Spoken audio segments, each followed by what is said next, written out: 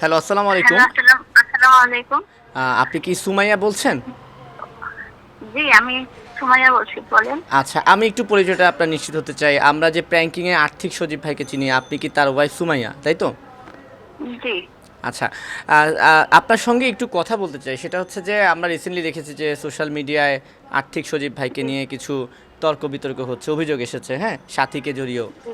তো আপনি তো ওনার ওয়াইফ। এই বিষয়গুলো নিয়ে আসলে আপনার মন্তব্যটা একটু জানতে চাই যে আপনি স্ত্রী হিসেবে আপনার বক্তব্য কি?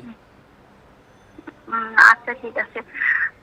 আমি প্রথমত যে কথাটা বলতে চাই সেটা হচ্ছে, ওরা যেগুলো বলতেছে সেগুলো মানে ওদের দীর্ঘদিনের পরিকল্পিত নাটক, বুঝলেন? ওরা নিজেদের স্বার্থ, হিংসা, লোভের কারণে আমার হাজবেন্ডের নামে এই বদনামগুলো করছে। আর হচ্ছে মানে আমার হাজবেন্ড কেমন সেটা তো মানে কোনো নোংরা ফ্যামিলির কুৎসিত মানসিকতার কোনো চরিত্রহীন মেয়েদের কাছ থেকে শুনতে হবে না আমার, তাই না? জি, জি, আমার হাজবেন্ড কেমন সেই সার্টিফিকেট তো আমার কাছ থেকে নিতে হবে। যে আমি আমি সবচেয়ে ভালো জানি, আমি সবচেয়ে ভালো বুঝি আমার হাজবেন্ড সম্পর্কে। জি। আচ্ছা, এই যে সেটাই। আপনাদের বিয়ে হয়েছে কতদিন বা আপনারা কতদিন সংসার করছেন?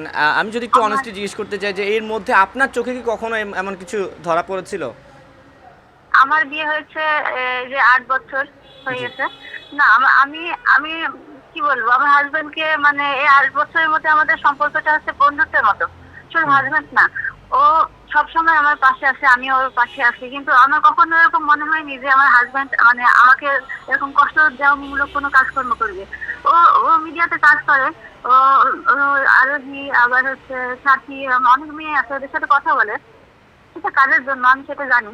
কিন্তু এই যে যেগুলো ওর নামে ছড়ানো হচ্ছে এগুলো সম্পূর্ণই মিথ্যা কথা। আচ্ছা, আচ্ছা, শেষমেশ আপনার কি এই যে এই বিতর্কের ব্যাপারে যারা বিতর্ক তুলেছে তাদের উদ্দেশ্যে কিছু বলার আছে? যারা যারা এগুলো করছে, আমি ওদেরকে ওদেরকে মানে আমার এরকম কোনো ভাষা নেই। হ্যাঁ, ওরা যেগুলো করছে এগুলো কোনো সুস্থ মানসিকতার কোনো মানুষ করতে পারে না, আমার আমার মনে হয়। তো ওরা যেগুলো করছে ঠিক আছে, এগুলো এগুলো কতটুকু বিচার কে করতে পারবে সেটা আমি জানি না, কিন্তু আমার তরফ থেকে আমি আল্লাহর কাছে বিচার দিব প্রত্যেকে যেন, মানে প্রত্যেকে যেন যেভাবে আমাকে হেনস্থা করছে, আমার হাজবেন্ডকে হেনস্থা করছে, ওদের মানে আল্লাহ সেরকম বিচার করুক যাতে ওরা আজীবন মনে রাখতে পারে যে কারো পিছনে লাগলে, কারোকে অযথা বদনাম দিলে মানে নিজের জীবনে কি পরিণামটা আসতে পারে সেটা যেন আল্লাহর কাছে বুঝিয়ে দেয়।